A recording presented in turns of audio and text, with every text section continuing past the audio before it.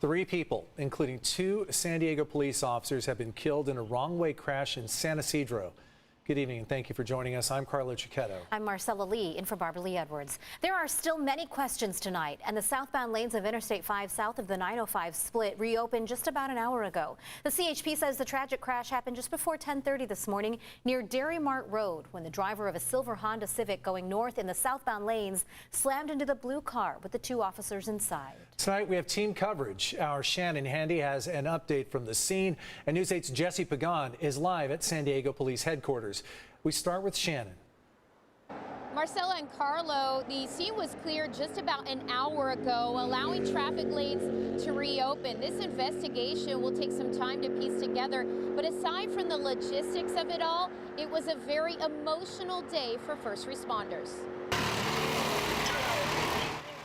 Firefighters worked frantically to free 3 people involved in a wrong-way crash along the I-5 South near Dairy Mart Road in San Isidro Friday.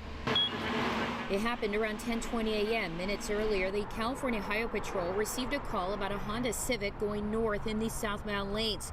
When crews arrived, the Civic had crashed head-on into a blue Ford, bursting into flames. 1 person, a woman, was in the Honda. 2 people, a man and a woman, both San Diego police officers, were in the Ford, which News 8 has confirmed is a city-owned vehicle. Tragically, all 3 died on scene. Heroic efforts from San Diego Fire were unable to rescue any of the occupants in either of the vehicles. At this point, it's unclear whether or not the officers were on duty at the time, though it's not uncommon to be in an unmarked vehicle either before or after a shift or during an undercover investigation. Also, no word yet on how fast the wrong-way driver was going, if drugs or alcohol played a role, or what lanes the vehicles were in. Right now, our accident investigation team is coming out, and they're going to go through all the evidence to determine where the collision occurred, where exactly what lane it was in. We can't just go off where it came to rest. As the bodies of the officers were being removed from the wreckage, everyone on scene, including fellow officers, firefighters, and Caltrans workers, bowed their heads and formed a line of honor. Chief of Police David Nisley was there as well, though he was not ready to speak. Everybody in law enforcement today lost a brother and sister today. You see stuff like that, tragic stuff like that, you know when you think about, hey, this could happen to anybody, especially, 2 people just driving along, could happen to anybody. The names of those killed have not been released. For more on how the police department is responding, let's go to Jesse Pagan. He is live at headquarters downtown. Shannon, thank you. As all of that is unfolding at the scene, and that scene is clearing up at this point, the news, the reality that the 2 officers from the San Diego Police Department have died is spreading throughout the department here and throughout the substations dotted around with officers throughout the city and county. San Diego police are now mourning the loss of 2 of their own. When we lose an officer, and unfortunately today we lost 2, it's a big blow to the entire law enforcement community, and needlessly. A procession made up of several agencies honored the officers as they escorted the bodies to the medical examiner's office. As you've seen in other tragedies, we honor the officers with the procession. Investigators say the officers were inside this blue Ford car heading south on I-5 around 10:30 this morning when the driver in the Honda collided with them head-on. That driver was going the wrong way. For the chief, these are basically, he's the head of the family here at San Diego Police Department. So to lose officers is a very close, a very heartbreaking for him as well. Police Chief David Nisley was at the scene but is quiet for now. A department spokesperson says he is focusing on the families of the 2 officers and his own officers.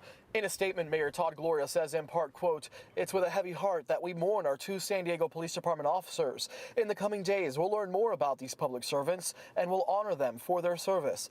I ask San Diegans, keep the officers and their families in your prayers." It's a family, so everybody knows each other pretty well, and I'm sure it's hitting everybody as they're hearing the news across the different substations. Now, as CHP does their investigation into what happened, the medical examiner is now working on their own, working to analyze the bodies of everyone involved to see exactly what happened. The final word on what happened to the bodies, how everyone here exactly died, and if anything else was involved, will come from them. Carlo? Jesse, how it happened at this point, either way, it's a tragedy.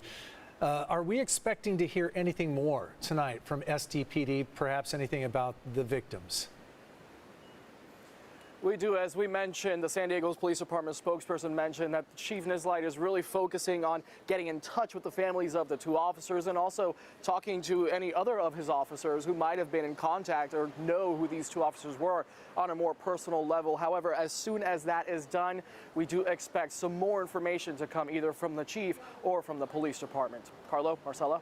Jesse Pagan reporting live. Thanks, Jesse.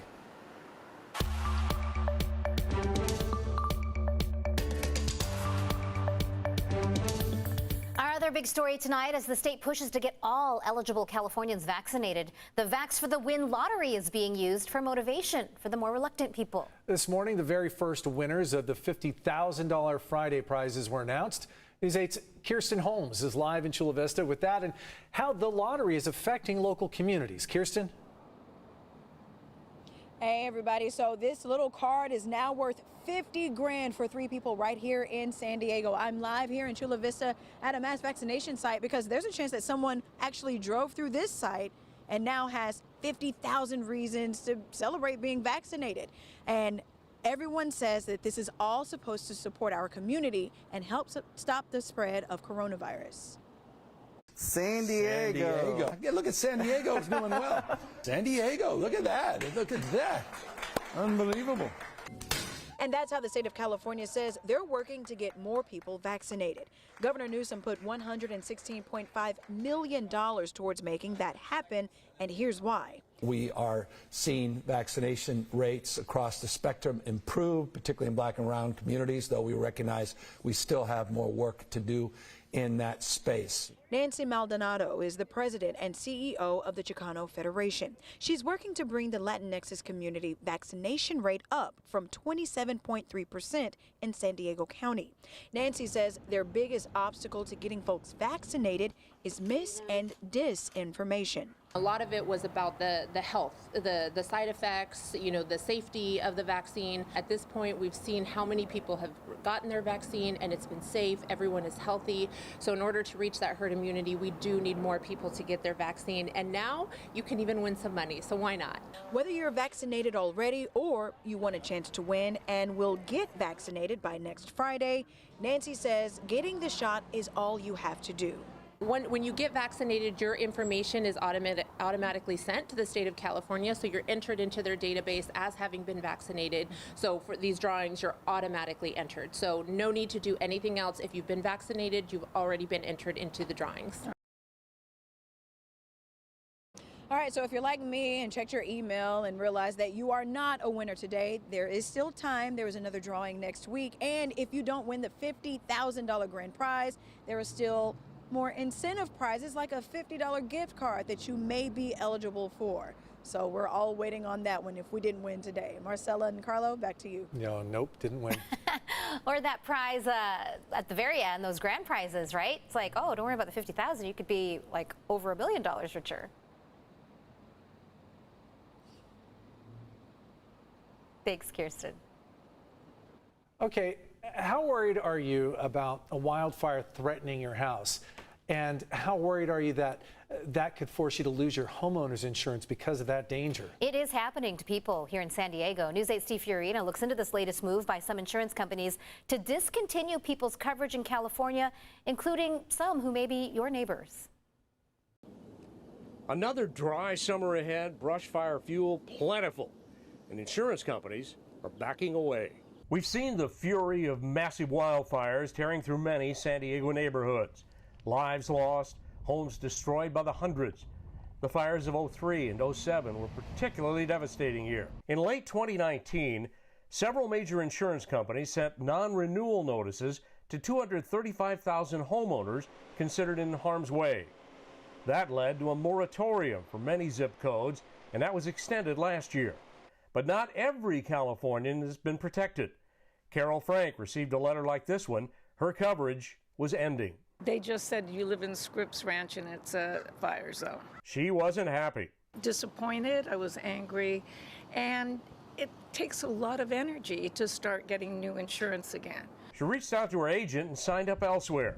Home, fire, auto, theft, the works. And so, of course, I bundled everything and left that insurance company because they were not loyal to me, so why should I be loyal to them? Independent agent Aaron Farmer understands what's happening. Yes, it's a huge problem.